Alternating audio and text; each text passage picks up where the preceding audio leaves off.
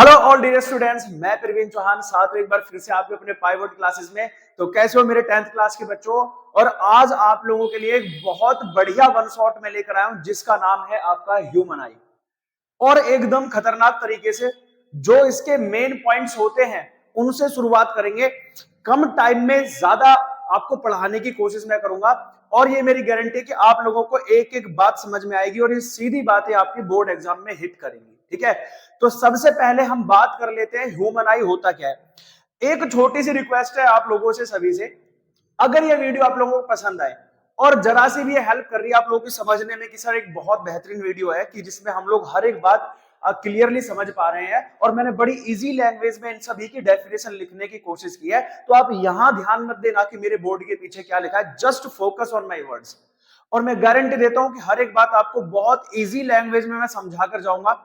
और अगर आपको मजा आ जाए तो वीडियो को सब्सक्राइब लाइक कर देना और चैनल को सब्सक्राइब कर लेना ताकि आगे वाले वीडियोस जो आपको मैं बनाऊंगा वन शॉट वो आपकी बोर्ड में हेल्प करें।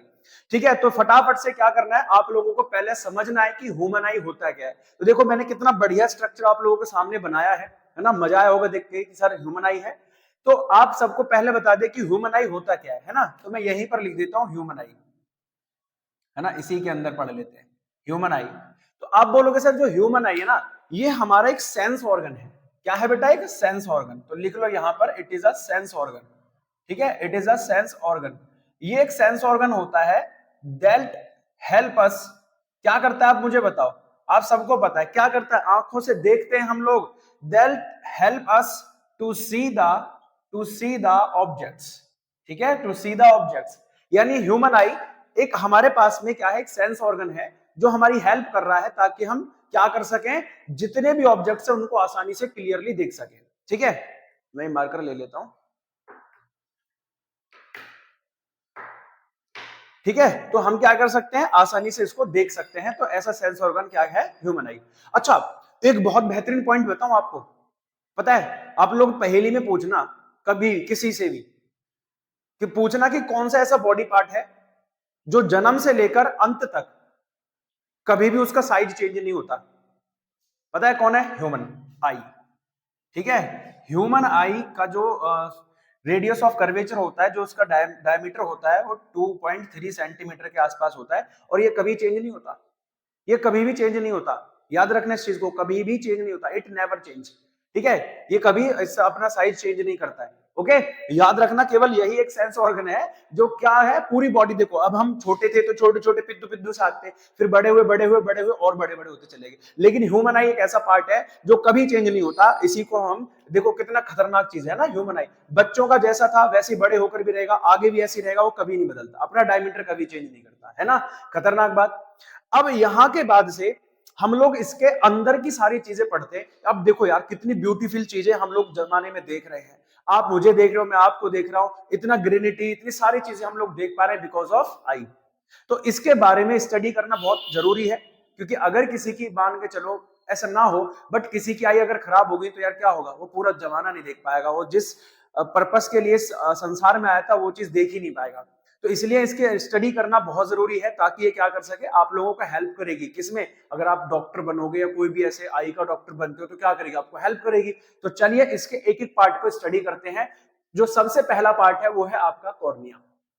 अब ये कॉर्निया कहाँ है सर जी इसमें, तो मैं आपको बनाकर दिखाऊंगा ना। यहाँ पर देखो, ये आप नजर आ रहा है ना, ये आउटर मोस्ट पार्ट नजर आ रहा है आप लोगों को इस तरह से। आप बोलोगे हाँ जी सर ये आउटर मोस्ट पार्ट नजर आ रहा है। ये जो पार्ट होता है बेटे ट्रांसपेरेंट होता है, देखो लिखा भी है the outer most transparent part that protect the I and provide the refraction. यानी ये क्या करता है सर, लाइट इसी से पास होगी ना तो ये लाइट को रिफ्रैक्ट करेगा, सीधी सी बात है। ये हमारी आई का सबसे आउटर मोस्ट पार्ट होता है और ये साथ में हमारी आई को डस्ट पार्टिकल से, स्मोक पार्टिकल से प्रोटेक्ट भी करता है। ठीक है, कितने डस्ट पार्टिकल हमारी आंखों में चलते चलते मक्खी मच्छर गिर जाता है तो ये बाहर वाला जो पार्ट नजर आ रहा है ना आपको ब्लैक ब्लैक, यही कॉर्निया है, सबसे आउटर मोस्ट पार्ट। ठीक है, ये प्रोटेक्ट भी करता है और ये लाइट को क्या करता है, रिफ्रैक्शन भी करता है। ठीक है, तो ये जो होता है हमारा आउटर मोस्ट पार्ट, इसी का नाम क्या है, कॉर्निया। आई होप को आपको बहुत अच्छे से क्लियर हुआ।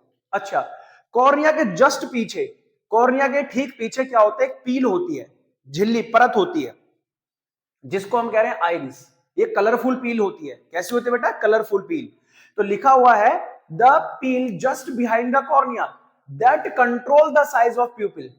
इसका एक काम है कि हमारा जो प्यूपिल होता है ना, अब सर बोलोगे प्यूपिल क्या है, तो प्यूपिल अभी समझाऊंगा मैं आपको, ठीक है? पहले समझ लो कि ये जो हमारी आइरिस होती है एक पील है, एक पतली सी परत है, ये क्या काम कर रही है सर? आप बोलोगे सर ये काम कर रही है कि जस्ट बिहाइंड द कॉर्निया पर रखी होती है और ये हमारे प्यूपिल के साइज को क्या करती है? कंट्रोल। अब प्यूपिल क्या है, तो सीधे सीधी लैंग्वेज में बोलूं तो प्यूपिल एक छोटा सा क्या है? होल है, छोटा सा होल है जो हमारी आंखों में होता है। देखो आप सभी क्या करना, आज एक काम करना, अपना भाई बहन हो ना उसको बिठाना और उसको ऐसे आंखों में झांकता, बिल्कुल ऐसे आंखों में झांकना उसकी, तो आपको एक ब्लैक कलर का ये जो एक कॉर्निया नजर आएगा, इसके अंदर एक छोटा सा होल और नजर आएगा, दैट इज द प्यूपिल। तो हमारी आईज की जो ओपनिंग होती है ना, लिखा है the circular opening in the middle of eye. हमारी आई में एक सर्कुलर ओपनिंग है जिससे लाइट पास होती है ना, लाइट लेंस तक पहुंचेगी और लेंस कहां तक पहुंचाएगा? रेटिना तक, ठीक है? That allow the light to enter in the eye, जो क्या करता है? लाइट को अलाउ करता है ताकि वो आई के अंदर जा सके, ठीक है? साथ ही साथ इसमें एक और लिख लो, it control the amount of light, ठीक है? It control the amount of light. इसके एक और खास बात है कि अमाउंट ऑफ लाइट को कंट्रोल करता है। अब बोलोगे सर जी कैसे? तो ये क्या कर सकता है? It can change, it can change, देखा गॉड ने कितनी बढ़िया बढ़िया चीजें बनाई है। It can change it's size, ये अपने साइज को चेंज कर लेता है। अब बोलोगे कैसे सर? तो भाई ऐसे कर लेता है कि अगर इस पर ज्यादा लाइट आ रही है, अगर इस पर ज्यादा लाइट आ रही है तो ये छोटा हो जाएगा ऐसे, और अगर इस पर कम लाइट आ रही है तो ये सर बड़ा हो जाएगा, ताकि ज्यादा से ज्यादा लाइट इसके अंदर जाए और ऑब्जेक्ट को क्या करे? क्लियरली देख पाए। तो इस तरह से अपने साइज को कंट्रोल कर सकता है। और कंट्रोल कौन करता है? आप बोलोगे सर जी आइरिस की हेल्प से। किसकी हेल्प से कंट्रोल कर रहा है? आइरिस। तो समझ में आया दोनों? कॉर्निया क्या है? रिपीट करो, बोलोगे sir cornea it is the outer most layer that protect the I and also provide refraction, ठीक है? ट्रांसपेरेंट पार्ट होता है। आइरिस क्या है सर? कॉर्निया के जस्ट पीछे एक सर पील होती है, कलरफुल पील होती है ना? कॉर्निया के जस्ट पीछे क्या है? एक कलरफुल पील है। उस पील को हम क्या कह रहे हैं सर? आइरिस कह रहे हैं। ये क्या करती है? ये करती है सर इसके जो प्यूपिल है उसके साइज को कंट्रोल करती है। प्यूपिल क्या होता है सर? मैंने बोला एक सर्कुलर ओपनिंग है, एक छोटा सा होल होता है हमारी आंखों के बीच में, ठीक है? और वो क्या करता है? लाइट को एंटर कराता है आई में, और साथ ही साथ ये क्या करता है? कंट्रोल करता है अमाउंट ऑफ लाइट कितना जाना है। इसकी एक प्रॉपर्टी होती है कि अपने साइज को चेंज कर सकता है। किसकी हेल्प से? आइरिस की हेल्प से, ठीक है? बहुत बेहतरीन। बोलोगे सर मजा आ गया। एक्वस ह्यूमर क्या है इसको भी बाद में पढ़ेंगे, ठीक है? एक्वस ह्यूमर को ऐसे ही रखते हैं। पढ़ लेते हैं सबसे पहले लेंस क्या होता है। देखो आपको क्या लगता है, हमारी आंखों में लेंस तो होता है तभी देख पा रहे हैं? आप बोलोगे हाँ जी सर, और लेंस पढ़ाया भी है रिफ्लेक्शन रिफ्रैक्शन वाली में, जाकर देख लेना वीडियो, बहुत मस्त तरीके से बनाई है, वन शॉट। तो आप बोलोगे सर हाँ कॉन्वेक्स लेंस हमारी आंखों में होता है। आपको देखो ये स्ट्रक्चर नजर भी आ रहा है, ये वाला पार्ट, इसको मैं रेड से कर देता हूं। आप बोलोगे सर ये वाला जो पार्ट है, ये वाला जो पार्ट है ये क्या है? आप बोलोगे सर ये कॉन्वेक्स लेंस है ना? नजर आ रहा होगा, ये जो ऐसा पार्ट होता है उसको हम कॉन्वेक्स लेंस कहते हैं। अब ये जो कॉन्वेक्स लेंस है क्या ये ग्लास का बना है, कांच का बना है? नहीं, ये प्रोटीन का बना हुआ लेंस होता है। किसका बना हुआ? प्रोटीन का। जेली लाइक, जेली की तरह होता है ये, है ना? प्रोटीन का बना हुआ, इसलिए मस्ट है कि आप लोग ऐसी चीजें खाओ जिससे प्रोटीन मिले और आपकी आई स्ट्रॉन्ग रहेंगी, ठीक है? प्रोटीन से बना हुआ एक लेंस होता है जेली टाइप का, कॉन्वेक्स लेंस। और ये क्या करता है? ये सर इमेज बनाता है कहां पर? रेटिना पर। कहां बनाता है? रेटिना पर इमेज बनाता है। अब देखो यहां जो रेटिना पर इमेज बनती है, जो इमेज होती है, इसको समझ लो, इमेज जो होती है वो कैसी होती है? इन्वर्टेड होती है। इन्वर्टेड, और कैसी इमेज बनाता है? Real image. Real and inverted image कहां बनाएगा? रेटिना पर, ठीक है? कहां बनाता है? रेटिना। अब रेटिना की बात आई है तो सबसे पहले किसको समझेंगे? रेटिना को समझेंगे। लेंस क्लियर हो गया, अब फिर किसकी तरफ चलते हैं? रेटिना। रेटिना क्या है सर? हमारी जो इंटरनल मेम्ब्रेन है, देखो मैंने इसे रेड पार्ट से बना रखा है ना? जो इंटरनल मेम्ब्रेन है ये जो आ रही है, ये ये जो पूरी मेम्ब्रेन है ये रेटिना है। अब जैसे लाइट आई तो लाइट यहां से एंटर करेगी, यहां से एंटर करेगी, लाइट सीधा जाकर कहां हिट करेगी? आप बोलोगे सर जी सीधा जाकर ये यहां पॉइंट पर हिट कर गई, तो यहां क्या बन गया? हमारी इमेज बन गई। और ये जो इमेज है वो कैसी होगी? देखो ऑब्जेक्ट तो ऐसे सीधा रखा है, इमेज ऐसे बनेगी उल्टी, है ना? इन्वर्टेड इमेज बनेगी और रियल होगी, ठीक है? तो ये मेम्ब्रेन होती है जहां इमेज बनती है। It is a internal membrane where the image of object formed. जहां पर ऑब्जेक्ट की इमेज बनती है उसी मेम्ब्रेन को हम कह रहे हैं रेटिना। अब भाई मजा आया हो, सारी बातें समझ में आई हो, तो एक बार फटाफट से लाइक ठोक दो और चैनल को सब्सक्राइब कर लो, है ना। इतनी बात तो बनती है। अब हमने सारी चीजें कर ली, कॉर्निया कर लिया सर, आइरिस कर लिया सर, लेंस कर लिया सर जी, रेटिना कर लिया। अब यहां समझते हैं सिलेरी मसल्स। क्या है? Ciliary muscles. अब ये क्या होती है सर? देखो, लेंस हमारा ऐसे ही तो रखा नहीं है आंख में, लेंस को किसी ने होल्ड कर रखा है, ठीक है। तो जिन मसल्स ने लेंस को होल्ड कर रखा है उन्हीं को हम कहते हैं सिलेरी मसल्स। नाम लिखा है बेटा, देखो समझो, the muscles that hold the eye lens, the muscles that hold the eye lens, हाँ very good, and modify its curvature. अब देखो, आई लेंस इनके बीच में रखा है, ये ऐसे होती है मसल्स। अब कर्वेचर को कैसे मेंटेन कर रही है? ये जब दूर के ऑब्जेक्ट देखते हो आप ऐसे, है ना, आंखें खोलकर, तो आप ऐसे रिलैक्स होकर बैठ जाते हो, ओहो, और जब रिलैक्स हो जाते हो तो ये जो मसल्स है वो फैल जाती हैं ऐसे, तो कर्वेचर इंक्रीज हो गई। और जब आप पास के ऑब्जेक्ट ऐसे, किसी ऑब्जेक्ट को पास को फोकस करना, बिल्कुल ऐसे ऐसे ऐसे ऐसे ऐसे, तो ये क्या होगा, आपकी आंखों में हल्का पेन भी होगा, ज्यादा मत करना। तो ये क्या करती है, सिलेरी मसल्स ऐसे टाइट हो जाती है, टाइट हो जाएंगी तो क्या करेंगी, कर्वेचर कम हो जाएगी। समझ गए ना? तो इस तरह से कर्वेचर को मॉडिफाई भी करती है, ठीक है। तो ये जो मसल्स हैं जिन पर हमारा लेंस रखा होता है उसको हम क्या कहते हैं, सिलेरी मसल्स कहते हैं, स्वाहा, है ना। सब हो गया भाई साहब। नेक्स्ट आते हैं सर ऑप्टिकल, अच्छा ऑप्टिक नर्व बाद में चलते हैं, अभी हम चलेंगे ब्लाइंड पॉइंट पर। देखो, हमारी यहीं पर इस रेटिना पर ही दो पॉइंट पाए जाते हैं, एक होता है येलो पॉइंट, एक होता है ब्लाइंड पॉइंट। अब ब्लाइंड पॉइंट क्या है? The point that do not have light sensitive cell, यानी ये एक ऐसा पॉइंट होता है, मान लो रेटिना पर यहां कहीं ब्लाइंड पॉइंट है ना, मान लो थोड़ी देर के लिए, हमें पता नहीं, वैसे तो यही होता है, इसके आसपास होता है ना, ऑप्टिक नर्व के आसपास होता है। ब्लाइंड पॉइंट क्या होता है बेटा? अगर मान के चलो हम यहां देखो, यहां यहां यहां हमारी इमेज बन रही है, तो यहां हमें ये इमेज दिखाई दे रही है, लगन अगर गलती से ये इमेज ब्लाइंड पॉइंट पर बन गई तो फिर हमें ये इमेज दिखाई ही नहीं देगी। क्यों? क्योंकि हमारे अंदर जो लाइट की इमेज दिखती है वो सेंसिटिव सेल से दिखती है, और इस ब्लाइंड पॉइंट में वो सेंसिटिव सेल होते ही नहीं है, और होंगे नहीं तो हमें वो इमेज दिखेगी भी नहीं, ठीक है। तो इसका मतलब क्या है, ब्लाइंड पॉइंट वो पॉइंट है जिसमें सेंसिटिव सेल्स नहीं होते, सेल्स नहीं होते तो इमेज दिखेगी नहीं, इसलिए इसका नाम है ब्लाइंड पॉइंट। एक होता है येलो पॉइंट, मान लो यहां वो येलो पॉइंट है, अगर यहां लाइट की इमेज बनती है तो हमें सबसे ज्यादा क्लियर इमेज दिखाई देती है, यानी इसके पास में ढेर सारे सेंसिटिव सेल होते हैं और लाइट की इमेज सबसे ज्यादा ब्राइट यही बनेगी, ठीक है, सबसे ज्यादा ब्राइट वही बनती है, that is called blind yellow point, ठीक है। अब ऑप्टिक नर्व्स क्या है? देखो यहां देख रहे हो आप लोग, ये जो पार्ट है ये ऑप्टिक नर्व्स का पार्ट है ना, ऑप्टिक नर्व। अब ये ऑप्टिक नर्व क्या करती है, जो इमेज बन रही है, देखो ये किससे कनेक्टेड है, आप बोलोगे सर ये रेटिना से कनेक्ट है। अब यहां जो इमेज बन रही है इसकी सेंस को ले जाकर किसको पहुंचाएगी, ब्रेन को, ब्रेन को देगी कि भैया मैंने यहां पर किसी को देखा है, ब्रेन सर्च करेगा आपके अंदर, ओ कोई है जानकर जिसको आपने पहले कभी देखा हो, सर्च करेगा करेगा करेगा, कहेगा नहीं ऐसा तो कोई बंदा नहीं है जो से आप पहले मिले हो, तो आप कहोगे नहीं मैं तुम्हें नहीं जानता, ठीक है। लेकिन अगर आपने इसी को देखा है और आपको याद नहीं आ रहा है तो ब्रेन एकदम सर्च करेगा, कहीं तो देखा है, फिर तुम्हें लगेगा हाँ कहीं तो मैंने इसको देखा है, ठीक है। तो ये होता है किसका काम, नर्व सेल का काम। नर्व सेल ये किसको पहुंचाता है, आप बोलोगे इंफॉर्मेशन, ब्रेन को, ब्रेन फिर उसको विजुअलाइज करता है कि क्या मैंने इसको कभी देखा है या नहीं देखा, फिर उसके बाद में ब्रेन इस इन्वर्टेड इमेज को किसा बनाता है, आपका इरेक्ट इमेज में कन्वर्ट करता है, और फिर जाके हमें वो ऑब्जेक्ट सीधा दिखाई देता है। देखा कितने सारे काम इस ह्यूमन आई में हो रहे हैं, तगड़े तगड़े। तो आप लोगों को आई होप सारी बातें क्लियर हुई होंगी, और अगर सारी बातें क्लियर हुई तो भाई एक लाइक और एक सब्सक्राइब तो बनता है, ठोक दो जल्दी, ठीक है, ठोक दो जल्दी, अब बिल्कुल वेट नहीं करना। नेक्स्ट अब हम चलते हैं power of accommodation of eye lens. चलिए शुरू करते हैं। तो हेलो मेरे प्यारे बच्चों, अब हम पहुंच चुके हैं अपने पावर ऑफ एकोमोडेशन से, लेकिन पावर ऑफ एकोमोडेशन को पढ़ने के लिए सबसे पहले आपको पढ़ना होगा फार पॉइंट और नियर पॉइंट क्या होते हैं।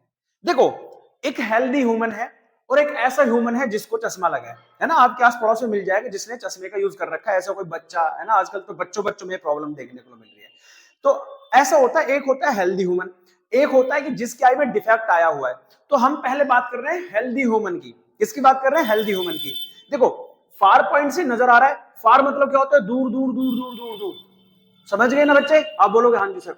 तो फार पॉइंट क्या होता है सर? वो मैक्सिमम डिस्टेंस है ना, वो मैक्सिमम डिस्टेंस जहां तक आप देख सकते हो। बताओ कहां तक देख पाते हो आप? अब आप सोच रहे होगे कहां तक देखता हूं, कहां तक देख पाता हूं, थोड़ी दूर बाद तो दिखाई देना बंद हो जाता है। भाई वो तो पॉल्यूशन की वजह से, किसकी वजह, ढेर सारी चीजें हैं जो आपको रोक रही हैं वो देखने के लिए। बिल्डिंग वगैरह आ जाती है इसलिए नहीं दिखाई देता। लेकिन मैं आपसे क्या कह रहा हूं, फार पॉइंट क्या होता है भाई? ऐसा मैक्सिमम डिस्टेंस जहां तक आप क्लियरली देख सकते हो, वो मैक्सिमम डिस्टेंस जहां तक आप क्लियरली देख सकते हो, the maximum distance of vision, देखने के लिए जहां तक हमें दिखाई देता है, तो वो जो मैक्सिमम डिस्टेंस है उसको हम क्या कहते हैं? Far point. और एक हेल्दी ह्यूमन के लिए ये फार पॉइंट होता है इन्फिनिटी। इन्फिनिटी मतलब आप घर पे बैठे बैठे चांद तारे देख पाते हो कि नहीं? भाई आपको स्टार्स नजर आते हैं ना, आप बोलोगे हाँ जी सर, तो स्टार्स कहां है? यहां रखे हैं स्टार्स, और कितना दूर देखोगे आप?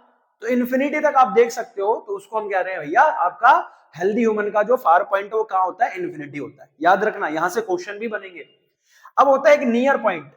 नियर पॉइंट क्या? जैसे आप यहां रखकर ऑब्जेक्ट को पढ़ रहे हो, आपको समझ में आ रहा है कि हाँ सर क्या लिख रहा है। अब इस ऑब्जेक्ट को धीरे धीरे धीरे धीरे अपने पास लाते रहो, पास लाते रहो, और कहीं नहीं देखना, केवल इसी को देखना है, इसी को देखना है, देखते जाओ देखते जाओ। अब थोड़ी देर बाद आपकी आंखों में पेन होगा, तो मिनिमम डिस्टेंस जहां तक आप देख सकते हो, बिल्कुल बिना किसी पेन के, जहां तक आप आसानी से देख सकते हो, तो मिनिमम पॉइंट जहां तक आप क्लियरली देख सकते हो वो होता है आपका नियर पॉइंट।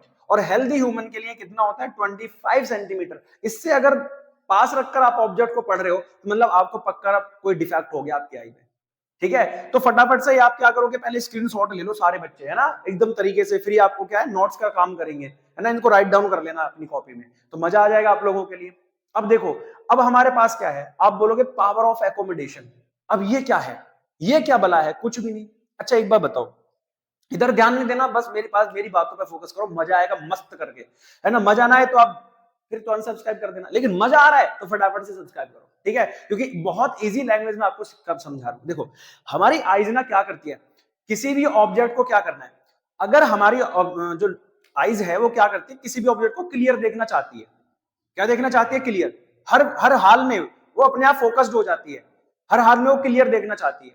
तो कभी क्या करेगी? अपनी फोकल लेंथ को इंक्रीज करेगी, कभी अपनी फोकल लेंथ को डिक्रीज करेगी।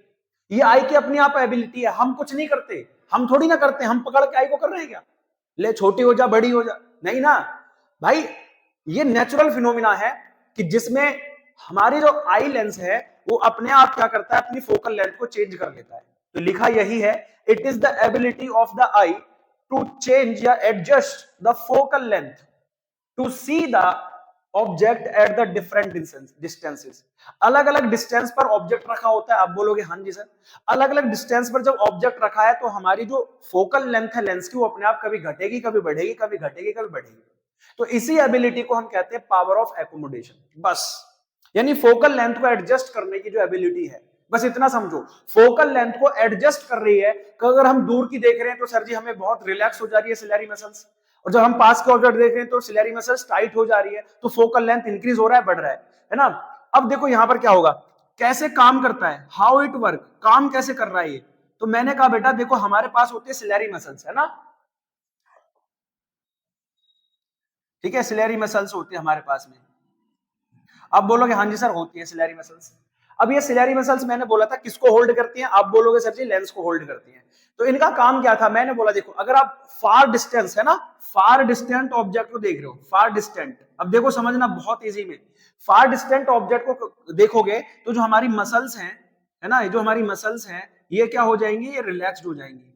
और रिलैक्स्ड जब हो जाएंगी, है ना, मसल्स जब ये रिलैक्स हो जाएंगी, जब ये मसल्स रिलैक्स हो जाएंगी तो हमारा जो आई लेंस है वो कैसा हो जाएगा, आप बोलोगे सर थिन हो जाएगा। आई लेंस कैसा हो जाएगा, थिन हो जाएगा। और आई लेंस अगर थिन हो गया तो बेटा फोकल लेंथ तो बढ़ गई ना, फोकल लेंथ तो इंक्रीज हो गई। फोकल लेंथ क्या हो जाएगी, आप बोलोगे सर इंक्रीज हो जाएगी, इंक्रीज, इंक्रीज हो जाएगी, फोकल लेंथ बढ़ जाएगी। ठीक है, क्योंकि आप रिलैक्स होगी, सिलेरी मसल्स पहले टाइट थी, अभी क्या होगी, रिलैक्स होगी, ढील छोड़ दी उन्होंने। तो ढील छोड़ दी तो ज्यादा बड़ा रेडियस ऑफ कर्वेचर हो गया, रेडियस ऑफ कर्वेचर बढ़ गया तो फोकल लेंथ भी बढ़ जाएगी भाई सर, सीधी सीधी आपकी बात है।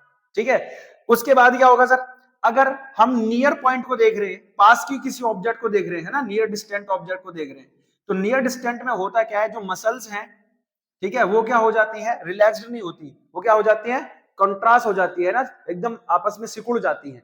ठीक है, क्या हो जाती है, सिकुड़ जाती है। तो मसल्स क्या हो जाएंगी, टाइट हो जाएंगी, आपकी मसल्स टाइट हो जाएंगी। टाइट होने के बाद इसको लिख सकते हैं कॉन्ट्रैक्ट हो जाती है। उसके बाद क्या हो जाएगा, जो लेंस है, लेंस कैसा हो जाएगा बेटा हमारा, थिन की जगह थिक, अब की बार मोटा हो गया, क्योंकि आकर लेंस चिपक गई, मसल्स इस तरह से चिपक गई उस पर, है ना, तो ये थिक हो गया। थिक हो गया तो फोकल लेंथ क्या होगी, आप बोलोगे सर फोकल लेंथ डिक्रीज हो जाएगी। तो इस तरह से ये काम करता है। तो इसी तरह से आपको लिखना है कि अगर हम किसी फार डिस्टेंट ऑब्जेक्ट को देखते हैं तो हमारी जो मसल्स होती है, सिलेरी मसल्स होती है, वो रिलैक्स्ड हो जाती है, और रिलैक्स्ड होने पर सर आई लेंस थिन हो जाता है, जिसमें मैक्सिमम लाइट पहुंचती है, तो फोकल लेंथ इंक्रीज हो जाती है। उसके बाद क्या होता है, अगर हम नियर बाय ऑब्जेक्ट को देखते हैं तो सर मसल्स क्या हो जाती है, टाइट हो जाएंगी, है ना, कॉन्ट्रैक्ट हो जाएंगी, इस पर आके कॉन्ट्रैक्ट हो जाएंगी, तो उसके बाद लेंस हमारा थिक हो जाएगा। लेंस थिक होगा तो सर फोकल लेंथ डिक्रीज हो जाएगी, है ना, मजेदार चीज। तो हमारी आंखों की जो एबिलिटी है कि वो अपने आप अपनी फोकल लेंथ को कभी इंक्रीज कर रही है, कभी डिक्रीज, कभी इंक्रीज, कभी डिक्रीज, इसी एबिलिटी को हम पावर ऑफ एकोमोडेशन कहते हैं, है ना, मजेदार। इसी को क्या कहते हैं, पावर ऑफ एकोमोडेशन। अब स्क्रीनशॉट ले लो एक बार फटाफट से मस्त करके, है ना, मस्त मक्खन मार के ले लो जल्दी स्क्रीनशॉट। अब ले लिया, फटाफट से आगे चलते भैया, क्या करना है आप लोगों को, अब हम पढ़ने वाले हैं कौन सा, हमारी आईज में कौन कौन से डिफेक्ट होते हैं, डिफेक्ट ऑफ विजन। आप लोगों ने ढेर सारे डिफेक्ट पढ़े होंगे, पढ़े हैं, नहीं पढ़े, पहली बार तो 10th में आओ, झूठ बोलते हो आप लोग, है ना। एक होता है मायोपिया, एक होता है हाइपरमेट्रोपिया, एक होता है प्रेसोबायोपिया, और डिफरेंट डिफरेंट टाइप के क्या होते हैं आपके में इफेक्ट, डिफेक्ट होते हैं। अब इन्हीं को हम जानेंगे कि कौन कौन सा डिफेक्ट हमारी आई में कैसे कैसे आ सकता है। तो चलो स्टार्ट करते हैं। अब हम पहुंच गए अपने बहुत इंपॉर्टेंट फेज पर, जहां पर हम लोग आपको सिखाएंगे डिफेक्ट्स ऑफ विजन। यानी हाँ, हमारी आंखों में भी बहुत सारे डिफेक्ट हो जाते हैं, बहुत सारे डिफेक्ट हो जाते हैं, यानी हमारी आंखों में बहुत सारी प्रॉब्लम्स हो जाती हैं, जिनमें सबसे पहले आपको बता दे, तो आप सब जानते होंगे, एक होता है मायोपिया। ठीक है जी। अब मायोपिया क्या है सर, तो मायोपिया मैंने आपको बताया था सर, ये इस तरह का आपका एक, ठीक है,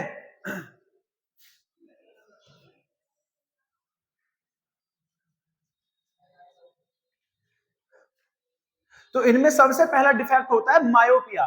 तो मायोपिया क्या होता है, आपको इसमें क्या होता है बेटे, देखो ये ऐसा डिफेक्ट ऑफ विजन है जिसमें जो ह्यूमन है उसको ना पास की ऑब्जेक्ट तो क्लियर दिखाई देगी, बट जो दूर की डिस्टेंस है, दूर डिस्टेंस की जो ऑब्जेक्ट है वो क्लियर दिखाई नहीं देती। ठीक है, यानी कि ये ऐसा एक डिफेक्ट है, the defect in which a healthy human, healthy तो नहीं लिखेंगे क्योंकि हेल्दी नहीं रहा वो बेचारा, अब डिफेक्ट आ गया, अ ह्यूमन, ठीक है, the defect in which a human can see the nearest object, nearest object clearly, nearest object clearly, यानी जो नियरेस्ट ऑब्जेक्ट है वो आसानी से देख सकता है, but can not see the far distant object, can not see the far distant object clearly. ठीक है जी, बेटा वो नियर की जो ऑब्जेक्ट है ना उनको तो आसानी से देख लेगा, लेकिन जो दूर स्थित ऑब्जेक्ट हैं उनको क्लियर नहीं देख पाएगा। तो ऐसे डिफेक्ट को हम कहते हैं मायोपिया, ऐसे डिफेक्ट को हम क्या कहते हैं बेटा, मायोपिया। अब आप बोलोगे सर जी ये मायोपिया आता क्यों है ना, इसके पीछे रीजन क्या है ना, कोई ना कोई तो रीजन होगा ना इसके पीछे कि मायोपिया हमारे पास में आ रहा है ना। तो आपको मैं बता दूं, सबसे पहले आप एक डायग्राम बनाएंगे हम लोग, ठीक है, इस तरह से हम लोग 3 डायग्राम आपको समझाते हैं। देखो ये होता है हमारे पास में आई लेंस, ये हमारे पास आई बॉल है, ठीक है, आई बॉल। तो इसके एक नहीं 2 रीजन है। देखो एक हेल्दी ह्यूमन के लिए ले रहे हैं हम लोग, तो हेल्दी ह्यूमन के लिए बेटा ये होता है रेटिना, तो जो इमेज है वो जाकर किस पर बनती है, सीधा सीधा रेटिना पर जाकर बनती है। तो यहाँ रेटिना पर बन रही है तो इसलिए ऑब्जेक्ट क्या हो रहा है, उसको क्लियर दिखाई दे रहा है। ये हेल्दी ह्यूमन का है, किसका, ये हेल्दी ह्यूमन का डायग्राम है। आप लोग सब ऐसे ट्राई करना। अभी फिर दूसरा होता है सर जिसको डिफेक्ट आ गया है, ठीक है, जिसको डिफेक्ट आ गया है तो उसको क्या करना है, उसके में क्या होता है सर जी, ठीक है। अब देखो ये रेटिना हो गया, यहां से लाइट रे जाएगी, तो जो लाइट रे जा रही है वो रेटिना पर ना जाकर उससे पहले ही एक दूसरे को क्रॉस कर देंगे, यानी जो इमेज है वो रेटिना से पहले ही बन जाती है। द इमेज आप लिखोगे, द इमेज, ध्यान रखना, द इमेज फॉर्म्ड, ठीक है, before retina, before retina, retina से पहले ही बन जाती है। ये इसके पीछे पीछे रीजन है। अब पूछोगे सर ऐसा क्यों हो रहा है ना, ऐसा क्यों हो रहा है, तो इसके पीछे दो रीजन है ना। पहला रीजन है sir excessive of radius of curvature, excessive of eye ball, ऐसे मान लो आई बॉल का साइज बढ़ जाना, आई बॉल आपका क्या हो गया, बढ़ गया, जो पहले था वो बढ़ गया, जैसे यहाँ पर रेटिना पर ये इमेज बन रही थी, अब आई बॉल आपका एक्सेसिव में पहुंच के यहाँ पहुंच गया, तो सर जी ये इमेज तो अभी भी यही बन रही है, लेकिन ये पीछे की तरफ जा चुका है, और पीछे की तरफ जा चुका है तो आपको क्या हो जाएगा सर जी, आपकी आंखों में डिफेक्ट आ जाएगा। दूसरा रीजन क्या है सर, दूसरा रीजन है डिक्रीजिंग, डिक्रीजिंग इन, आप बोलोगे sir focal length, focal length of lens, lens की फोकल लेंथ का घट जाना। कई बार ऐसा होता है कि आई बॉल का साइज तो वही है जो पहले था, लेकिन क्या हुआ अब की बार फोकल लेंथ ही घट गई, लेंस की, लेंस की फोकल लेंथ घट गई, इसकी वजह से जो इमेज हमारी बननी थी वो आई बॉल पर न जाकर रेटिना पर न जाकर कहां बनी, उससे पहले बन गई। अब सर ऐसा हो रहा है तो सर ये तो हमारी आंखों में डिफेक्ट आ गया, इसको ठीक कैसे करेंगे, तो इसका करेक्शन क्या है सर जी, है ना, करेक्शन कैसे करें इसका, तो यूजिंग कौन सा लेंस यूज करके, कॉनकेव लेंस, ठीक है जी, यूजिंग कॉनकेव लेंस, ठीक है, ऑफ एप्रोप्रिएट, ठीक है, एप्रोप्रिएट डायोप्टर, एप्रोप्रिएट डायोप्टर का लेंस यूज करके आप इसको ठीक कर सकते हैं, वो भी कौन सा लेंस, याद रखना कॉनकेव। अब कॉनकेव करने से ऐसा होगा क्या, इसके पीछे भी डायग्राम बनाकर मैं आपको समझा रहा हूं, देखो ध्यान से समझना सारे बच्चे, लाइट ऐसे जाएगी, अब हमने इमेज बन रही थी यहां, अब हमने लगा दिया एक एक्सेसिव अमाउंट का एक कॉनकेव लेंस, अब कॉनकेव लेंस क्या करेगा, लाइट को डाइवर्स करेगा, इस तरह से फैला देगा, है ना, लाइट सीधे ना जाकर फैलेंगी, और फैलने के बाद इमेज कहां बनेगी, फिर से जाकर रेटिना पर बन जाएगी, क्योंकि उसने लाइट को क्या कर दिया, डाइवर्स कर दिया। तो इस तरह से हम लोग मायोपिया को स्टडी करेंगे। बोलो कितने बेहतरीन तरीके से समझ में आया आप लोगों को। भाई हमने सबसे पहले स्टडी किया मायोपिया होता क्या है, तो हमें पता है कि सर ये हमारी आंखों में एक डिफेक्ट होता है ना। एक स्क्रीनशॉट ले लो पहले आप जल्दी फटाफट से, इसी तरह से आपको लिखना है। तो आप बोलोगे sir it is a defect in which the human can see the nearest distant object, जो पास की ऑब्जेक्ट है उनको वो क्लियरली देख पा रहा है, बट जो दूर स्थित ऑब्जेक्ट है उनको क्लियर देख नहीं पाएगा। तो इस तरह के डिफेक्ट को हम क्या कहेंगे, आप बोलोगे सर जी मायोपिया, मायोपिया है। अब क्यों होता है, इसके पीछे रीजन क्या है, तो मैंने बोला भाई excessive of radius of curvature, यानी आई बॉल का साइज बढ़ जाता है। दूसरा क्या होता है, डिक्रीजिंग इन फोकल लेंथ, कई बार लेंस की फोकल लेंथ ही डिक्रीज हो जाती है, तो इस वजह से भी क्या आ जाता है, हमारी आंखों में डिफेक्ट आता है। ठीक है, दो रीजन इसके पास होते हैं। उसके बाद जब हम लोगों ने ये सब चीजें क्लियर कर ली, तो मैंने आपको डायग्राम के हेल्प से बताया कि पहले क्या हो रहा है, अगर आई बॉल बढ़ रहा है तो पहले आई बॉल यहाँ था, आई बॉल का साइज बढ़ गया तो हेल्दी ह्यूमन का तो वहीं बन रहा है, लेकिन आई बॉल बढ़ गया तो क्या हो गया, रेटिना पीछे की तरफ शिफ्ट हो गया। दैट्स व्हाई कई बार फोकल लेंथ ही घट जाती है, आई बॉल वही है, फोकल लेंथ डिक्रीज होगी, इसकी वजह से भी आ जाता है। अब दूसरा क्या, तो हम इसको करेक्ट कैसे करेंगे, तो इसके करेक्ट करने के लिए मैंने आपको समझाया कि हम कौन से लेंस का यूज करेंगे, कॉनकेव लेंस। बहुत बढ़िया, नेक्स्ट चलते हैं, इसी का दूसरा है सर हाइपरमेट्रोपिया। ठीक है जी, उसके पीछे समझते हैं क्या रीजन है और कैसे उसको करेक्ट कर सकते हैं। तो अगर मजा आ रहा है ना तो फटाफट से वीडियो को फैला देना, ठीक है, शेयर कर दो सभी में। हाइपरमेट्रोपिया, अब हम आ चुके हैं हाइपरमेट्रोपिया पर। तो आई थिंक आप सबको बहुत समझ में आ रहा होगा अच्छे से, एक एक बातें सारी क्लियर हो रही होंगी और मजा आ रहा है, तो मैंने कहा शेयर भी कर देना। अब हाइपरमेट्रोपिया क्या होता है, देखो मायोपिया का जस्ट उल्टा, किसका उल्टा बेटे, मायोपिया का जस्ट उल्टा। इस मींस मायोपिया में क्या होता है कि हम लोग पास के ऑब्जेक्ट को देख सकते हैं बट दूर के ऑब्जेक्ट को हम लोग नहीं देख पा रहे थे।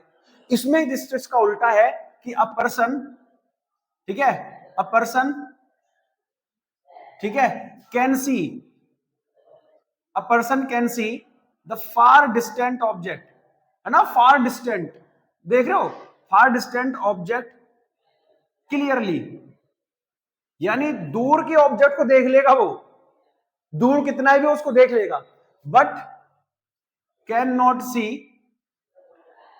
See the near by object clearly. ठीक है जी, यानी जो फार डिस्टेंट ऑब्जेक्ट है उनको तो बेटा वो क्लियरली देख लेगा, लेकिन जो नियर बाई ऑब्जेक्ट है उनको क्लियर नहीं देख पाएगा। तो ऐसे डिफेक्ट को हम क्या कहते हैं, हाइपरमेट्रोपिया। अब बोलोगे सर ये ठीक है, हमें समझ में आ गया, इसका कॉज क्या है। ठीक है, इसके पीछे का रीजन क्या है, क्या कॉज है सर इसके पीछे का? तो भैया जैसे मैंने आपको बताया था आपका मायोपिया, वैसे मैं यहां डायग्राम बनाकर दिखा रहा हूं कि इस बार क्या करना है कि जो ह्यूमन होता है उसमें डिफेक्ट आया क्यों। तो मैं आपको बता दे रहा हूं कि डिफेक्ट इसलिए आता है क्योंकि जो रेटिना है, इस बार जो इमेज है बेटा वो रेटिना पर ना बनकर रेटिना से कहां बनती है, आगे की तरफ ऐसे बढ़ा लो इसको, रेटिना से पीछे जाकर बनती है कहीं। ठीक है, रेटिना पर ना बनकर रेटिना से पीछे जाकर बन रही है। रेटिना पर बनती, ठीक है, जैसे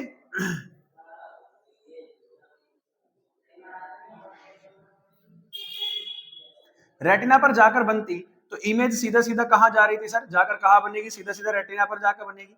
लेकिन यहाँ रेटिना पर ना बनकर रेटिना से थोड़ा सा बाहर बनती है ना, अच्छे से बना लो इसको, ड्रॉ कर लो अच्छे से इस तरह से। तो कहां बन रही है, रेटिना से बाहर बन रही है। यहाँ रेटिना के अंदर, रेटिना पर ही बनती है, लेकिन यहाँ रेटिना के बाहर बन रही है। तो इसीलिए उसको दूर के ऑब्जेक्ट तो क्लियर दिखाई देगी, बट पास के ऑब्जेक्ट उसको क्लियर दिखाई नहीं देगी। अब क्या कॉज है सर, पहला होता है भाई, पहले क्या होता था, एक्सेसिव हो गया था कर्वेचर ऑफ आई बॉल। अब की क्या बॉल क्या होगा, the eye ball, the eye ball, ठीक है, बिकम स्मॉल। अब की बार जो आई बॉल है वो हमारा छोटा हो जाता है। एंड दूसरा रीजन है sir increasing in the focal length. जो हमारी फोकल लेंथ है पहले डिक्रीज हो रही थी, अब की बार क्या हो जाती है, इंक्रीज हो जाती है। फोकल लेंथ आगे बढ़ गई, टू लॉन्ग होगी, बहुत ज्यादा आगे बढ़ गई, इंक्रीज हो गई है तो आगे निकल जाएगा। अब इसके लिए सर इसका करेक्शन कैसे करना है, इसको ठीक कैसे करना है सर, तो ठीक करने के लिए क्या करोगे भाई साहब, जिसको ये दोष हो रहा था उसके सामने क्या लगा दोगे आप, है ना, जैसे यहाँ पर एक डायग्राम बने से समझाते हैं कि जिसको ये प्रॉब्लम हो रखी है उसको क्या करना चाहिए, उसको क्या करना चाहिए, आप बोलोगे सर जी उसको एक काम करना चाहिए, अपनी आईज के सामने कॉन्वेक्स लेंस लगा लेना चाहिए। अब कॉन्वेक्स लेंस क्या करेगा, जो लाइट है उसको थोड़ा सा बेंड कर देगा, और बेंड करेगा तो लाइट फिर से कहां जाकर गिरेगी, आप बोलोगे सर जी रेटिना पर जाकर फॉल डाउन करेगी। इस वजह से उसका क्या हो जाएगा, सही हो जाएगा। तो यहाँ कौन सा लेंस यूज हुआ है, आप बोलोगे सर जी कॉन्वेक्स लेंस का यूज करते हैं। किसका यूज करते हैं, कॉन्वेक्स लेंस का। ये सारे डायग्राम आपको अपने दिमाग में से छाप लेने, भूलना नहीं है कि पहले अगर एक हेल्दी ह्यूमन है तो उसको कहां जाकर बन रहा है, रेटिना पर। अगर उसको हाइपरमेट्रोपिया हुआ है तो उसका आगे जाके बन रहा है आई बॉल के पार, और आई बॉल के पार बन रहा है तो क्या होगा, लेंथ बढ़ेगी ना तभी तो आगे बढ़ेगा। ऐसे दिमाग में सोचो, लेंथ बढ़ेगी ना, कौन सी length, focal length, focal length बढ़ेगी तभी तो आगे जाएगा। आई बॉल छोटा होगा तभी तो आगे निकल जाएगा। तो दोनों रीजन है, आई बॉल स्मॉल हो जाता है, फोकल लेंथ बढ़ जाती है। छोट अब इसको ठीक करना है तो कौन सा लेंस यूज करेंगे भाई, हमारा जो इमेज है वो कहां बन रहा है, रेटिना के पीछे, तो उसको कहां लेना है, खींच के पकड़ के कहां लाना है, पीछे लाना है। तो कौन सा लेंस, कॉन्वेक्स, ठीक है, कौन सा लेंस, कॉन्वेक्स लेंस। आ गया मजा। अब ऐसे ही होता है सर एक प्रेसो बायोपिया, एक होता है बेटा प्रेस बायोपिया, ठीक है जी, कौन सा है, प्रेस बायोपिया। अब देखो मैं आपको बता दूं कि होता क्या है कि धीरे धीरे जैसे हम हमारी एज बढ़ती जाती है, देखो पहले बचपन था, सॉफ्ट सॉफ्ट हैंड्स थे, फिर धीरे धीरे धीरे धीरे धीरे आप ग्रोथ होते चले गए, फिर ये बॉडी टाइट हो गई। उसके बाद जब और ज्यादा बॉडी क्या होगी, और ज्यादा एज होगी, और ज्यादा एज होती चली जाएगी, तो जब हमारी एज ग्रोथ होती है ना, तो आप देखोगे आपके जो दादा दादी है उनके हाथ पैर थोड़े सिकुड़े हुए मिलेंगे। क्यों, क्योंकि जो एज बढ़ती है तो एज की ग्रोथ के साथ में हमारे जो मसल्स है ना वो क्या होते चले जाते हैं, वो ढीले पड़ जाते हैं। ठीक है, जो मसल्स है वो ढीले पड़ जाते हैं। तो ये क्यों आता है, बिकॉज ऑफ जो सिलेरी मसल्स है, ठीक है जी, जो सिलेरी मसल्स है हमारी, वो क्या काम करती हैं, ठीक है, वो क्या हो जाती है आपके पास में भाई, ढीली हो जाती है। जो सिलेरी मसल्स है वो लूज कर देती है लेंथ को, लूज हो जाती है, ठीक है, बिकम लूज, ऐसे लिख लो, बिकम लूज, ये लूज हो जाती है। अब लूज हो जाएंगी तो क्या होगा, जो हमारा लेंस है उसको होल्ड कौन करता है, अब बोलोगे सिलेरी मसल्स। अब सिलेरी मसल्स जब उसको होल्ड कर रही है तो बेटा बताओ क्या वो जो लेंस है वो एक ही जगह पर फोकस्ड रहेगा या हिलता डुलता रहेगा। अब बोलोगे सर जी वो तो एक जगह पर होल्ड नहीं पाएगा, तो अब बोलोगे सो द लेंस, ठीक है, लूज इट्स पोजीशन, वो लूज कर देता अपनी पोजीशन को, इसकी वजह से वो डिफेक्ट आता है। अब ये डिफेक्ट आया तो इसको करेक्ट कैसे करेंगे, इसका करेक्शन क्या है सर, तो इसका करेक्शन देखो क्या है। अब देखो बुढ़ापे में तो कुछ कर नहीं सकते इसमें, तो होगा क्या कि बेटा हम लोग इसमें फिर से क्या लगा देते हैं, जल्दी बताओ, गूगल का यूज करते हैं, जल्दी बताओ फटाफट कौन से, जिसमें बेटा आप बोलोगे सर हम लोग ऐसा यूज करेंगे जिसमें कॉनकेव एंड कॉन्वेक्स दोनों टाइप के क्या होते हैं, लेंस होते हैं, कॉनकेव एंड कॉन्वेक्स दोनों टाइप के लेंसेज होते हैं, तो ऐसे लेंस का हम यूज करेंगे। ठीक है, तो बस ये होता है प्रेस बायो होता है। एक होता है कैटरेक्ट्स, ठीक है, बस बता रहा हूं कैटरेक्ट्स में क्या होता है। देखो जब आप जैसे बच्चे लोग खेलते हैं, धूल मिट्टियों में खेलते हैं, तो कई बार ऐसा हो जाता है कि हमारा जो ये जो कॉर्निया है वो मिल्की हो जाता है और धीरे धीरे धीरे धीरे वो पूरे आईज को कवर कर लेता है। इसको कहते हैं कैटरेक्ट्स, हिंदी में कहते हैं मोतियाबिंद, अगर अब आपको समझ में आया हो तो। इंग्लिश में कहते हैं कैटरेक्ट्स। तो इसमें क्या होता है कि जैसे डस्ट पार्टिकल या गंदी धूल मिट्टी में जब आप खेलते हैं तो हमारे गंदे पार्टिकल जाने की वजह से क्या हो जाता है, कई बार हमारी जो कॉर्निया है वो मिल्की हो जाता है। और अगर इसका हमने सही टाइम पर इलाज नहीं कराया, ट्रीटेड नहीं किया इसको हमने, तो क्या होगा बेटा, हमारे को दिखाई देना ही बंद हो जाएगा।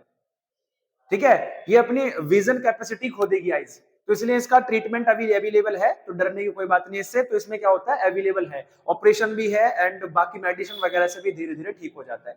तो ये सारे क्या थे बेटा, डिफेक्ट ऑफ विजन थे। ये तीनों तो मोस्ट इंपोर्टेंट है जो कि मैंने आपको समझाए हैं, तो तीनों को आप बिल्कुल एकदम तरीके से याद कर लेना, है ना, इनको प्रैक्टिस कर लेना जाकर। तो डिफेक्ट ऑफ विजन अब हमारा एंड हो चुका है। अब हम चलते हैं सर किसकी तरफ, हम अब चलते हैं प्रिज्म की तरफ। आप सबको पता है कि सर प्रिज्म क्या होता है। अगर आपसे पूछा जाए कि सर प्रिज्म क्या है, तो बेटा prism is a triangular shape, prism is a triangular shape. ऐसे मैं आपको समझा रहा हूं, ठीक है, ध्यान से समझना। Is a triangular shape, triangular shape होती है, मेड अप ऑफ, किससे मिलकर बनी है, मेड अप ऑफ, ध्यान से समझना, made up of two transparent, transparent, ठीक है, plane glass surfaces, plane glass surfaces, ठीक है, प्लेन ग्लास सरफेसेस इंक्लाइन, जो इंक्लाइंड होते हैं at some angle, at some angle. जो बेटा दो प्लेन ग्लास सरफेसेस हैं, समझो यहां पर प्रिज्म क्या होता है, देखो एक प्लान सरफेसेस ये, एक प्लेन सरफेसेस ये, इन दोनों को हमने मिला दिया तो ये एक दूसरे से क्या है, इसको नाम दे दो ए बी और इसको नाम दे दो AC, ठीक है। तो आप बोलोगे सर दोनों सरफेसेस को मिला दिया, तो मिलाने पर हमने देखा कि ये किसी एंगल पर इंक्लाइंड हो रहे हैं और इसी एंगल को हम क्या कह रहे हैं, प्रिज्म एंगल। क्या कहते हैं, प्रिज्म एंगल कह रहे हैं। और ये जो स्ट्रक्चर बना है इस तरह से ट्रायंगुलर, इसको हम क्या कहते हैं, प्रिज्म कहते हैं। डेफिनेशन देख लेना, इंपॉर्टेंट है, कई बार डेफिनेशन ही आपको आ जाती है, लेकिन अभी क्या है कि आपको किसका है, टिक द मार्क का टाइम है, तो ज्यादा से ज्यादा डेफिनेशन तो आएगी नहीं, बट ऐसे पूछ सकता है कि कौन सी शेप इसकी होती है। अब जब हमने प्रिज्म को पढ़ लिया है, तो अब हम चलते हैं किसकी तरफ, dispersion of light through prism. पहले तो रिफ्रैक्शन पढ़ेंगे, फिर हम पढ़ेंगे dispersion of light through prism क्या होता है, ठीक है। तो चलो लेट्स स्टार्ट करते हैं एकदम धमाकेदार टॉपिक को। अब हम पहुंच गए अपने नेक्स्ट टॉपिक पर, जिसका नाम है रिफ्रैक्शन थ्रू प्रिज्म।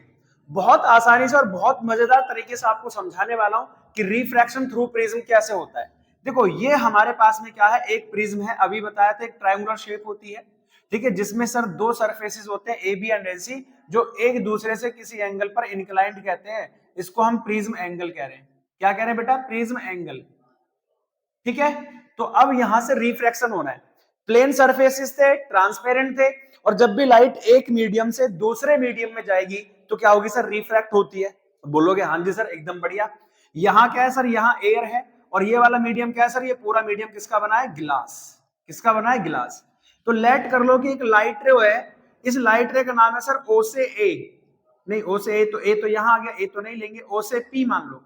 ये लाइट रे आपस इधर से O से चल रही है P तक, और किसको हिट करती है, आप बोलोगे सर सरफेस AB को हिट करती है at the point P।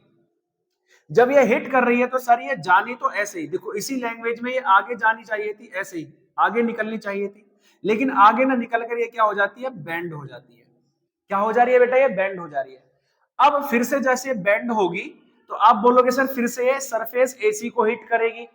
Surface AC को कहां हिट करेगी sir, at the point Q।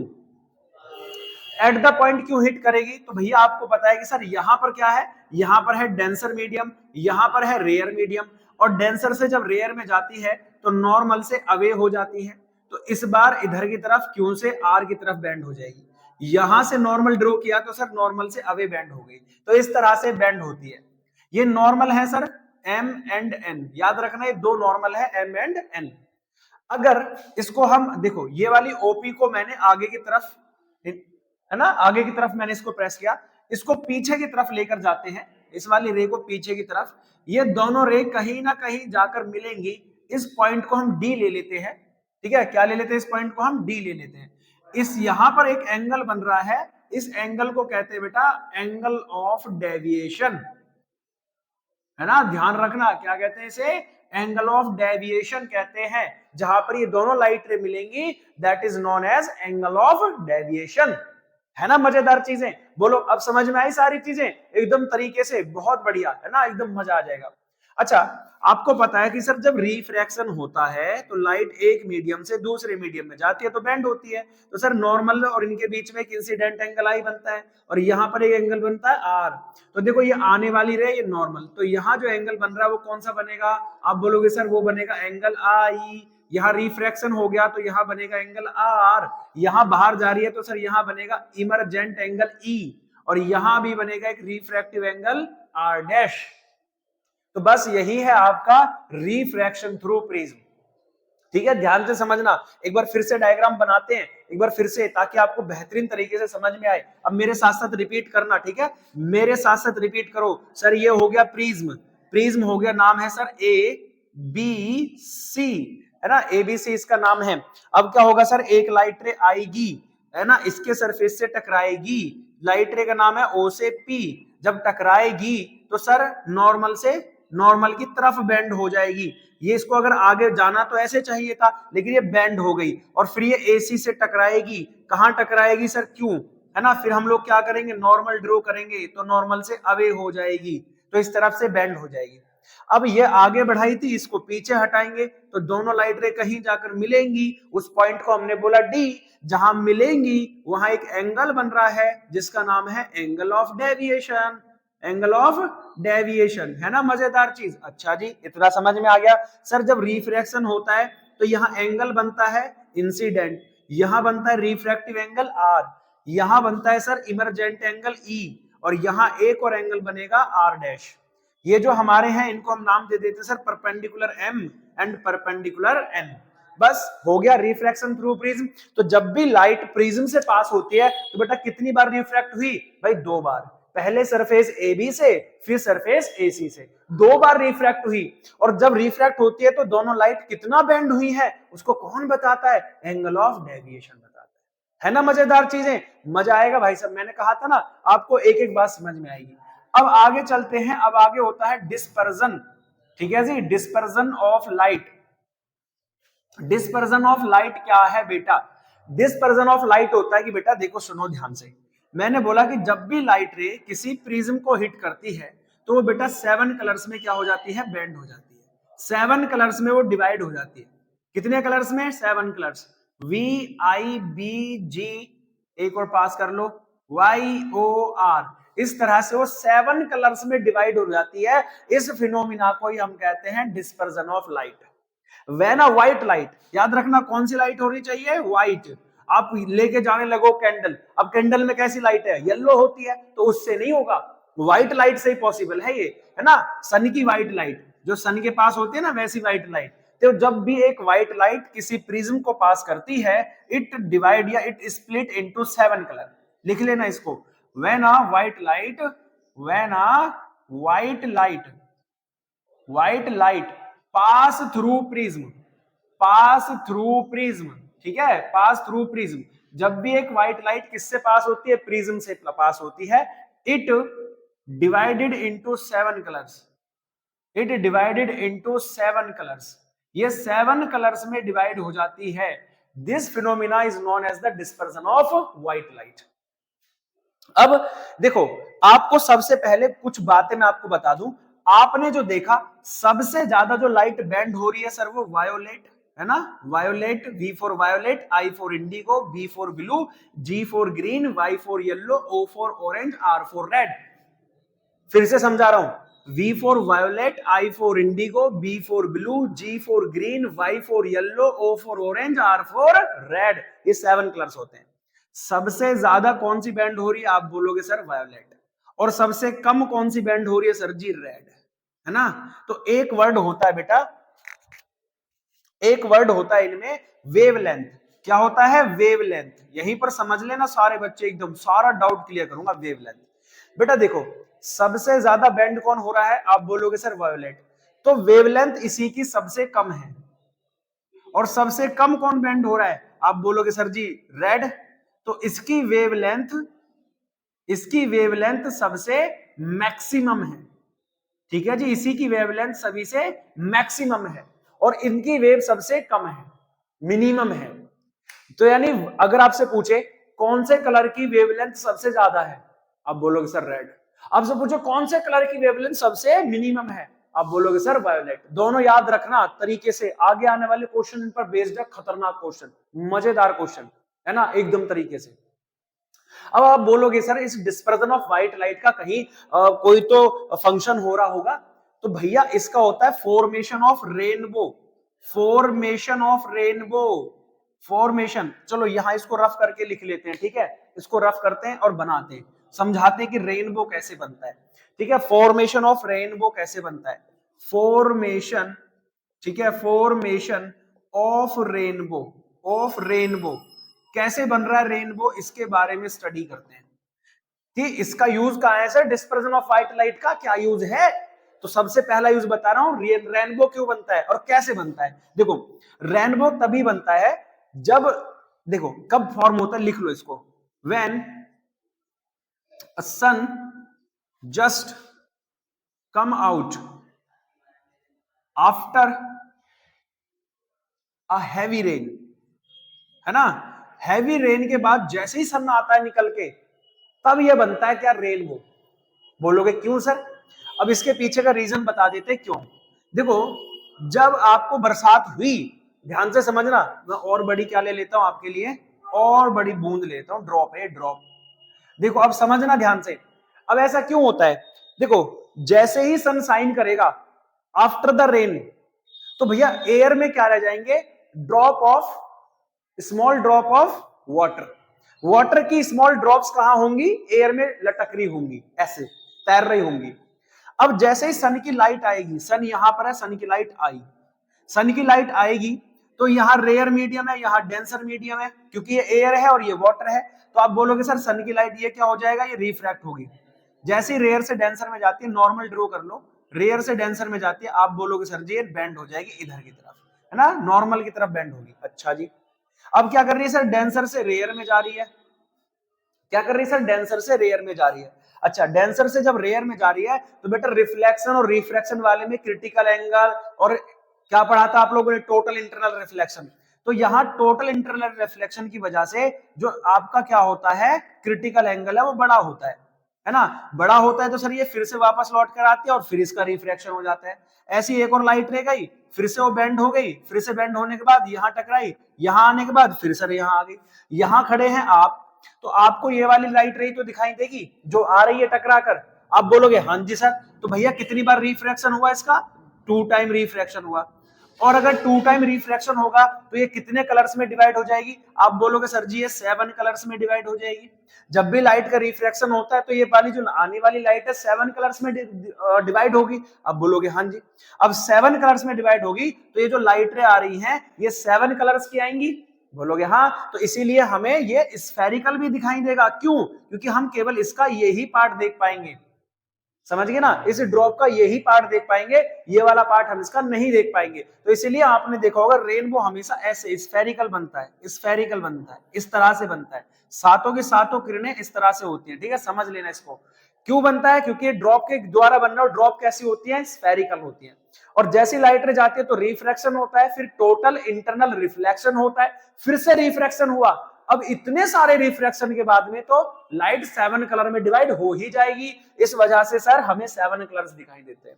This is the formation of rainbow. ठीक है, एकदम फटाफट से, अगर मजा आया समझ में आया तो फटाफट से क्या करो, वीडियो को लाइक करना। ठीक है, लाइक तो ठोक दो, इतना तो बनता है।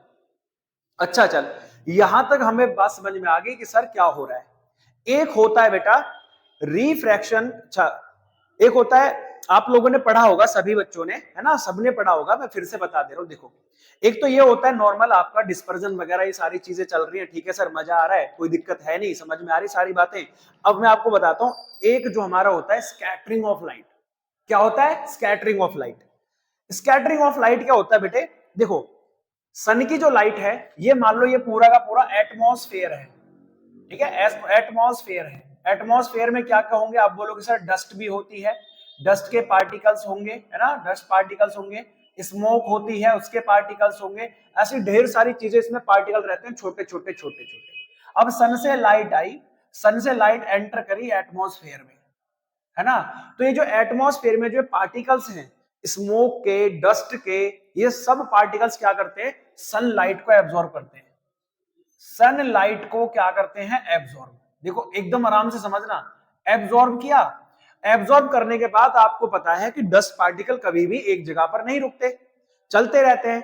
तो ये क्या करेंगे सर, लाइट को स्प्रेड कर देंगे, फैला देंगे, लाइट को अपने साथ फैला देंगे, सभी में स्प्रेड कर देंगे। अब लाइट जैसे ही फैलेगी तो सर 7 कलर्स में डिवाइड हो जाएगी। लाइट जैसे ही फैलेगी वैसे ही 7 कलर्स में डिवाइड हो जाएगी। बस इसी फिनोमिना को कहते हैं स्कैटरिंग ऑफ लाइट। क्या कहते हैं इसे, स्कैटरिंग ऑफ लाइट। तो चलो पहले इसकी डेफिनेशन लिख लेते हैं, फिर उसके बाद इसके बारे में एकदम तरीके से समझते हैं और कौन कौन से फिनोमिना हमारी डेली लाइफ में हो रहे हैं एकदम खतरनाक तरीके से समझेंगे। तो चलो इसको भी लिखते हैं, ठीक है। डियर बच्चों, अब हम पहुंच चुके हैं अपने स्कैटरिंग ऑफ लाइट की तरफ, जिसमें हम लोग आपको कुछ महत्वपूर्ण बातें बताने वाले हैं और आपको एक मजेदार फिनोमिना बताता हूं। देखो, आपने ये पढ़ा था कि सर जब भी लाइट किसी प्रिज्म से पास होती है ना, तो लाइट क्या हो जाती है सर, अपने 7 कलर्स में स्प्लिट हो जाती थी, है ना, 7 कलर में डिवाइड हो जाती थी। याद है कि नहीं याद है? इस डेफिनेशन को थोड़ी देर के लिए भूल जाओ, बस मुझ पर फोकस करो और देखो मस्त तरीके से आपको याद करा दूंगा। वाई, ओ और आर, विबज्योर, इस तरह से 7 कलर्स में डिवाइड हो जाती है। अब बोलोगे हाँ जी सर, लेकिन वहां क्या हो रहा था सर, वहां रिफ्रैक्शन हो रहा था 2 टाइम, इस वजह से ये क्या हुआ था, आपको पता है कि सर विबज्योर में डिवाइड हुआ था, स्प्लिट हो गए थे 7 कलर्स। लेकिन यहां पर ऐसा नहीं होता। स्कैटरिंग ऑफ लाइट में क्या होता है कि जब भी लाइट जैसे सन से चलते चलते चलते चलते अर्थ के एटमॉस्फेयर में आती है, जैसे अर्थ है ना, इसके अर्थ के एटमॉस्फेयर में आती है, तो बेटा अर्थ के पास में डस्ट पार्टिकल्स हैं, है ना, डस्ट पार्टिकल्स हैं, स्मोक पार्टिकल्स हैं, ये सारे पार्टिकल्स होते हैं। तो ये क्या काम करते हैं कि सनलाइट को एब्जॉर्ब कर लेते हैं। सनलाइट जैसे आएगी ये उसको एब्जॉर्ब कर लेंगे और एब्जॉर्ब करके ये पार्टिकल उस पूरी लाइट को स्प्रेड कर देते हैं, सारी डायरेक्शन में फैला देते हैं, सभी डायरेक्शन में। क्योंकि आपको पता है कि सर ये क्या करेंगे, पार्टिकल एक जगह पर तो रुकते नहीं है, डस्ट पार्टिकल, स्मोक पार्टिकल हमेशा चलते रहते हैं। तो इसी हिसाब से क्या करते हैं, जो हमारी लाइट है उसको सभी डायरेक्शन में फैला देते हैं। और जैसे ही हमारी लाइट सभी डायरेक्शन में फैलेगी तो बेटा वो 7 कलर्स में डिवाइड हो जाती है, यानी 7 कलर्स में स्प्लिट हो जाती है। बस इसी फिनोमिना का नाम है स्कैटरिंग ऑफ लाइट। जब ये प्रिज्म से बात पास हो रही थी तो यहां पर डिस्पर्जन ऑफ लाइट था, लेकिन जब लाइट कहां से आ रही है, सन से आ रही है और अर्थ के एटमॉस्फेयर में एंटर करती है, तो डस्ट, स्मोक वगैरह का जो पार्टिकल है वो इसको क्या करते हैं, स्प्रेड कर देते हैं ऑल डायरेक्शन, और ये 7 कलर में इसको डिवाइड कर रहे हैं। इस फिनोमिना का नाम है स्कैटरिंग ऑफ लाइट। अब एक बहुत मजेदार बात मैं आपको बताता हूं बेटा, यहां समझो मैंने ये बनाने का पर्पस क्या है। मैं बोला सबसे ज्यादा आप देखोगे तो कौन बैंड हो रहा है सर जी, वायोलेट। तो मैंने आपको बताया था कि वायोलेट कलर की जो वेवलेंथ है वो सबसे कम होती है, वेवलेंथ सबसे कम होती है, और रेड कलर की जो वेवलेंथ है वो सबसे मैक्सिमम होती है ना, मैक्सिमम वेवलेंथ। तो जो स्कैटरिंग ऑफ लाइट है, यहां समझते रहना, स्कैटरिंग ऑफ लाइट है ना, वो सर वेवलेंथ पर डिपेंड करती है। कैसे? Inversely proportional. जिनकी वेवलेंथ कम होगी उनकी स्कैटरिंग उतनी ही ज्यादा होगी, और जिनकी वेवलेंथ ज्यादा होगी, जिन कलर्स की वेवलेंथ ज्यादा होगी, उनका स्कैटर कम होगा। अब यहां पर एक क्वेश्चन पूछा जाता है कि why the colour of sky is blue, मतलब हमारे आसमान का जो रंग है वो नीला क्यों है ना। आप सब देखते हो हमारे आसमान का रंग नीला दिखाई देता है, लेकिन एक महत्वपूर्ण एग्जांपल मैं आपको बता दूं, अगर आप स्पेस से देखोगे ना, स्पेस से हमारे स्काई को देखोगे तो वो ब्लैक नजर आएगा। याद रखना, कहां से, स्पेस से देखने पर ये कैसा नजर आता है बेटा, ब्लैक नजर आता है ना, कैसा नजर आता है, ब्लैक। लेकिन हम अर्थ से देख रहे हैं तो क्या हो रहा है सर, ये ब्लू नजर आ रहा है। तो ऐसा क्यों है? क्योंकि आपको बताएं कि जब जो सनलाइट है वो किस में एंटर करेगी, अर्थ में एंटर करेगी। सनलाइट कहां से आएगी, अर्थ में आएगी। तो आपको पता है सर 7 कलर्स में डिवाइड होगी, 10 पार्टिकल एब्जॉर्ब करके उससे फैला देंगे, 7 कलर्स में डिवाइड हो जाएगी। और सबसे ज्यादा जो स्कैटर होगा मैंने आपको बताया था जिसका वेवलेंथ सबसे कम होता है उसका ज्यादा स्कैटरिंग होता है। तो आप याद रखो कि सबसे ज्यादा स्कैटर कौन से कलर का होता है? आप बोलोगे सर ब्लू कलर का। कौन से कलर का होता है सर? ब्लू कलर का स्कैटरिंग सबसे ज्यादा होता है। और ब्लू कलर की स्कैटरिंग होने की वजह से पूरा आसमान किस रंग से ढक जाता है सर? ब्लू कलर से ढक जाता है। बाकी सभी रंगों का होता तो है लेकिन थोड़ा थोड़ा थोड़ा थोड़ा स्कैटर होता है, बहुत थोड़ा थोड़ा थोड़ा थोड़ा स्कैटर होता है। तो वो कलर्स आते आते हमारी आंखों से पहुंचते पहुंचते डल हो जाएंगे ना। बहुत दूर से अगर कोई चीज आ रही है यानी अगर आप बहुत दूर से कोई ऑब्जेक्ट को देख रहे हो तो ब्लर हो जाती है ना। सेम इसी तरह से अगर आप ज्यादा डिस्टेंस से लाइट ट्रेवल करके आ रही है और कम स्कैटर हुई है तो वो कलर आते आते आते ही डल हो जाएगा और हमारे आईज तक पहुंचेगा ही नहीं। तो सबसे ज्यादा कौन सा कलर पहुंचेगा सर जी? ब्लू कलर पहुंचेगा। That's why we see the sky blue. समझ में आया बेटा? अब ध्यान रखना क्योंकि आप लिखना यहां पर बिकॉज ऑफ क्या होता है सर? ब्लू कलर का स्कैटरिंग सबसे मैक्सिमम है। ब्लू कलर की स्कैटरिंग क्या है? सबसे मैक्सिमम होती है और इसी वजह से यही कलर्स केवल हमारी आंखों तक पहुंचता है। ओनली आप लिखोगे sir only blue colour reaches to our eyes. Blue colour reaches to our eyes. हमारी आंखों तक केवल कौन सा कलर पहुंचता है? ब्लू कलर ही पहुंचता है। ठीक है, that's why we see the sky as blue. अब दूसरा क्या रीजन है सर? एक और बात सुनेंगे। जब सनसेट और सन राइज होता है at the time of sunset and sunrise, ठीक है जी, सनसेट और सनराइज के टाइम पर the sun appears to be red। जब सन राइज होता है या जब सन सेट होता है तो आपने देखा होगा कि जो हमारा सन है वो कैसा हो जाता है बेटा? रेड हो जाता है।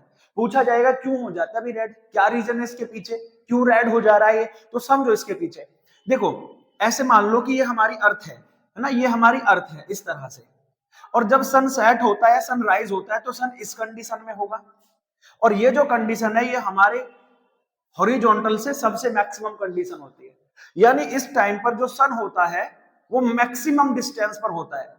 मैक्सिमम डिस्टेंस, ठीक है, याद से सुनेंगे मेरी बात को, है ना? मैक्सिमम डिस्टेंस पर होता है। तो इतनी डिस्टेंस से अगर लाइट रेज आएंगी आएंगी आएंगी आएंगी अर्थ के एटमॉस्फेयर में एंटर करेंगी तो आपको पता है सर स्कैटरिंग होगा, है ना? स्कैटरिंग होगा और सबसे ज्यादा किसका होगा? ब्लू का होगा। लेकिन जो कलर ज्यादा स्कैटर होता है उतना ही डल भी होता है। अब होगा क्या सर? ये तो स्कैटर हो गया लेकिन वेवलेंथ किसकी ज्यादा है सर जी? रेड की। वेवलेंथ देखो लिखा है ना मैंने, मैक्सिमम होती है किसकी? रेड कलर की। तो क्योंकि ज्यादा डिस्टेंस पर था, बहुत ज्यादा डिस्टेंस पर था ये सन, और किसमें? सनसेट और सनराइज के टाइम पर बहुत ज्यादा मैक्सिमम डिस्टेंस पर था। तो लाइट आते आते आते आते डल हो गई। लेकिन कौन से कलर की लाइट सबसे मैक्सिमम थी? आप बोलोगे सर जी रेड कलर की जो वेवलेंथ थी वो सबसे मैक्सिमम थी। इसलिए रेड कलर आते आते आते आते हमारी आंखों तक पहुंच पाता है। बाकी सारे कलर आते आते ही डल हो जाते हैं क्योंकि हॉरिजॉन्टल से सबसे मैक्सिमम हाइट डिस्टेंस पर होता है कौन? सन। तो सनसेट एंड सनराइज के टाइम पर सन मैक्सिमम डिस्टेंस पर होता है। तो वहां से जब लाइटें आती हैं तो स्कैटर होने के बाद में केवल रेड कलर की वेवलेंथ मैक्सिमम होती है। इस वजह से ही वो हमारी आंखों तक पहुंचता है। बाकी सारे कलर्स आते आते ही डल हो जाते हैं। That's why we see the colour of sun at the sunset and sunrise time red. है ना मजेदार बातें? बोलो समझ में आ रही है सारे बच्चों को? आप बोलोगे हाँ जी। और क्या है सर? आप देखोगे जो हमारे रेड सिग्नल्स होते हैं वो भी रेड कलर के बनाए जाते हैं, है ना? जो लाइट सिग्नल्स होते हैं, ट्रैफिक सिग्नल्स, आपने देखा होगा रेड। कोई भी डेंजरस सिग्नल होते हैं वो भी रेड कलर के बनाए जाते हैं। व्हाई? क्योंकि उनकी वेवलेंथ ज्यादा है तो वो बहुत दूर से दिखाई दे जाएंगे। अगर कोई बंदा आ रहा है अपनी बाइक लेते हुए तेज स्पीड से, है ना? आप लोग भी जैसे मस्ती करते हुए जा रहे हो, तेज स्पीड से जा रहा है, धड़ाधड़ धड़ाधड़ धड़ाधड़, उसको दिखाई नहीं कि भाई साइन आगे कुछ डेंजरस साइन है, आगे गड्ढा हो रखा है, गिर गया फटाक से, उसमें काम हो गया उसका, है कि नहीं? तो इसलिए जो रेड कलर की वेवलेंथ तो ज्यादा होती है ताकि वो दूर से दिखाई दे जाए। इसी वजह से उसको रेड कलर का बनाया जाता है क्योंकि इनकी वेवलेंथ ज्यादा है तो ज्यादा डिस्टेंस के कवर करते हैं। दोनों बातें समझ में आ गई? स्कैटरिंग ऑफ लाइट क्लियर हो गया, प्रिज्म क्लियर हो गया। मस्त तरीके से अगर ये सारी बातें आपको क्लियर हुई हो तो यार एक लाइक तो बनता है, फटाफट से कर दो। अब हम चलने वाले हैं रिफ्रैक्शन थ्रू एटमॉस्फेयर।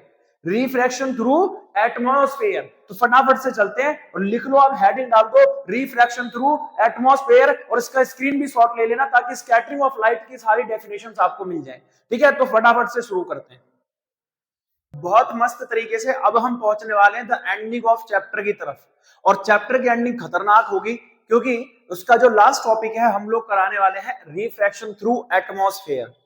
देखो रिफ्रैक्शन तो आप सबने पढ़ा है, नहीं पढ़ा है मैं भी समझा दे रहा हूं मस्त तरीके से आप लोगों को। देखिए जब भी लाइट बेटा किसी एक मीडियम से, ये फर्स्ट मीडियम है ना, ये फर्स्ट मीडियम है, तो जब भी लाइट एक मीडियम से किसी अनदर मीडियम में जाती है, मान लो ये रेयर मीडियम है और ये डेंसर मीडियम है ना, तो लाइट क्या होती है सर, लाइट को सीधा ना जाकर, ऐसे सीधा जाना चाहिए था, वो सीधा ना जाकर बेंड हो जाती है ना। ध्यान रखना कि जब भी लाइट किसी एक मीडियम से दूसरे मीडियम में जाती है तो लाइट बेंड हो जाती है। इसी फिनोमिना को हम कहते हैं रिफ्रैक्शन। अब जो हम पढ़ने वाले हैं उसका नाम है रिफ्रैक्शन थ्रू एटमॉस्फेयर। इसका मींस क्या है सर, देखो एटमॉस्फेयर कहां होता है सर, अर्थ पर होता है, तो ये आपकी प्यारी सी अर्थ हो गई, और यहां से सनलाइट आ रही है बेटा, सन से क्या आएगी, लाइट।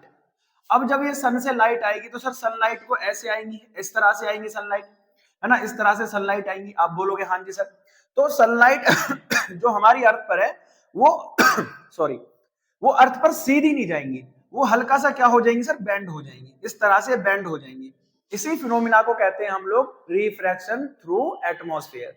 ऐसा क्यों हो रहा है, क्योंकि सर लाइट जो है रेयर मीडियम से डेंसर में आ रही है। आप बोलोगे सर ऐसा क्यों है, लाइट रेयर से डेंसर में क्यों आ रही है, बिकॉज ऑफ बेटा जो ऊपर है वो वैक्यूम है, ऊपर क्या है, वैक्यूम है, कोई डस्ट पार्टिकल भी नहीं है। लेकिन अर्थ का जो एटमॉस्फेयर है वो तो ढेर सारी गैसेस से मिलकर बना है ना। आप बोलोगे हाँ जी सर, तो ये रेयर मीडियम हो गया डेंसर, क्योंकि इसमें सारी ढेर सारी गैसेस हैं, तो गैसेस के पास में उनके मॉलिक्यूल्स हैं, एटम्स हैं, इन सब से मिलकर गैस बनी है। तो यहाँ पर क्या होगा, डेंसर मीडियम, यहाँ क्या होगा, रेयर मीडियम। और जब लाइट रेयर से डेंसर में जाएंगी तो अपने पाथ से कैसे हो जाएंगी, बेंड हो जाएंगी। This phenomena is known as the refraction through atmosphere. यानी आप लिखोगे when sunlight reach to the earth, ठीक है, टू द अर्थ सरफेस, ठीक है, अर्थ सरफेस, अर्थ के जब ये सरफेस को हिट करती है, ठीक है, they bend from its path, they bend from its original path, ये अपने ओरिजिनल पाथ से क्या हो जाती हैं, बेंड हो जाती हैं। ठीक है, this phenomena is known as refraction through atmosphere। ठीक है, एटमॉस्फेयर। आप लोग सभी लोग फटाफट से डेफिनेशन भी लिख लेंगे कि जब भी सनलाइट क्या होती है अपने वैक्यूम से इधर अर्थ के सरफेस पर पहुंचेगी तो वो सीधा ना जाकर बेंड हो जाएगी। इसी की वजह से सर क्या होता है, स्टार्स ट्विंकल करते हैं, है ना, स्टार्स क्या करते हैं, ट्विंकल। अब ट्विंकल क्यों कर रहे हैं बेटा, देखो इसका भी मतलब समझो। जैसे ये है स्टार, ये हमारे पास स्टार है, और आपको पता है सर स्टार काफी ज्यादा डिस्टेंसेस पर होते हैं, काफी ज्यादा डिस्टेंसेस पर होते हैं। तो एक्चुअली लाइट रे तो ऐसे आई, है ना, इस तरह से आई, इस तरह से आई। जब लाइट रे इससे आएगी अर्थ से, क्योंकि ज्यादा डिस्टेंसेस पर होते हैं तो एक दो लाइट रे ही इनकी आती है ना, एक दो लाइट रे वहां से हमारी अर्थ तक पहुंच पाती है। अब लाइट रे आई, और लाइट रे आएगी तो क्या होगी सर, हमारे अर्थ के एटमॉस्फेयर में पहुंची, अर्थ के एटमॉस्फेयर में पहुंची तो बेंड होगी, बेंड होगी तो यहां से सीधी लाइन खींचो, तो ये हमें जो स्टार है वो यहाँ की जगह यहाँ नजर आएगा, क्योंकि हमारी जो आंखें वो बिल्कुल सीधा देखती हैं, वो थोड़ी ना ऐसे टेढ़ा मेढ़ा देखेंगी, वो सीधा देखेंगी। तो ये जो स्टार है वो यहाँ की जगह यहाँ पर दिखाई देगा। अब चूंकि हमारी जो अर्थ है वो लगातार रोटेट कर रही है, अब बोलोगे हाँ जी सर अर्थ लगातार रोटेट कर रही है, और रोटेट कर रही है तो हर बार ये इसी जगह पर तो आएगी नहीं लाइट, धीरे धीरे क्या, अब की बार यहां पर आई तो यहाँ के हिसाब से पोजीशन यहां होगी, अब की बार ये यहां पर आई तो यहाँ के हिसाब से पोजीशन यहां होगी। तो ये जो स्टार है ये किसी एक जगह पर बेंड, एक ही जगह पर नहीं नजर आएगा, हमें अलग अलग पोजीशन पर बेंड अलग अलग पोजीशन पर ये नजर आएगा। इसी को कहते हैं ट्विंकलिंग ऑफ स्टार्स। तो आपको इसके पीछे रीजन क्या हो रहा है, आप लिखना sir because of refraction through atmosphere when the light from stars reach to the surface, जब स्टार्स की लाइट अर्थ के सरफेस पर पहुंचती है, they get refracted, तो वो क्या हो जाती है, रिफ्रैक्ट हो जाती है। That's why we see the different images of the star, इसलिए हमें स्टार की क्या होती है, डिफरेंट इमेजेस दिखाई देती है। That's is known as the twinkling of star. और यही फिनोमिना क्या है, ट्विंकलिंग ऑफ स्टार होता है। आराम से रोककर समझकर इसकी सारी डेफिनेशन आप लोग लिख लेना, ठीक है, ध्यान से समझना। उसके बाद ट्विंकलिंग ऑफ स्टार समझ में आया सर, बहुत मस्त तरीके से आपको बोलोगे हाँ जी सर समझ में आ गई सारी बातें, ठीक है। अब ट्विंकलिंग ऑफ स्टार के साथ साथ आपको आपने पढ़ा होगा डिलेड, है ना, 2 मिनट का डिले होता है, delay in sunrise and sunset, sunrise and sunset. Sunrise और सनसेट में यानी जब सनसेट होता है तो राइज के अकॉर्डिंग 2 मिनट का डिले होता है। ऐसा क्यों है, आप बोलोगे सर मैं बता देता हूं इसको, देखो ऐसा क्यों है, ये भी रिफ्रैक्शन ऑफ किसकी वजह से होता है, आप बोलोगे सर रिफ्रैक्शन थ्रू एटमॉस्फेयर। देखो सन क्या है, जब सन सेट होगा तो यहां पहुंचेगा, यहां आप पहुंचोगे, जब यहां पहुंच गया अर्थ के एटमॉस्फेयर से नीचे पहुंच गया तो लाइट आएंगी। अब लाइट रे क्या हो जाएंगी सर, बैंड होंगी, बैंड होंगी, बैंड होंगी तो सर ये जो सन है हमें वो यहां ना दिखाई देकर हल्का सा इसके ऊपर दिखाई देगा, है ना, यहां दिखाई देगा हमें सन, जहां पर ये मिलेंगी, क्योंकि हमारी आंखें तो सीधा देखेंगी ना, टेढ़ा थोड़ी देखेंगे, तो हमें यहां दिखाई देगा सन, यहां नहीं दिखाई देगा। इस वजह से 2 मिनट अर्थ पर ज्यादा दिखाई देगा, रिफ्रैक्शन होने की वजह से, ठीक है। आप बोलोगे सर जैसे सन सेट होता है तो अर्थ के एटमॉस्फेयर से नीचे, हॉरिजॉन्टल से नीचे चला जाता है, और हॉरिजॉन्टल से नीचे जाएगा तो सर एक मीडियम से दूसरे मीडियम में जब लाइट रेज आएंगी तो वो बेंड हो जाएंगी, और बेंड होने की वजह से रिफ्रैक्शन होगी, रिफ्रैक्शन की वजह से बेंड हुई, इसकी वजह से जो इमेज है वो हमें हल्का सा ऊपर नजर आएगा, तो हमें ऐसा लगता है कि वहां पर अभी भी सन है, लेकिन एक्चुअल में वो हॉरिजॉन्टल के नीचे जा चुका है। समझ में आया, तो बहुत मस्त तरीके से आप लोगों को समझ में आई होगी। आई होप ये वीडियो आपको पसंद आएगी, और अगर मजा आए, सारी बातें समझ में आए तो फटाफट से वीडियो को लाइक कर देना, चैनल को सब्सक्राइब कर देना। मैं प्रवीण चौहान ऐसे आप लोगों को पढ़ाता रहूंगा, हंसाता रहूंगा, मुस्कुराता रहूंगा। चलिए फटाफट से आप लोगों से नेक्स्ट वीडियो में मुलाकात होगी।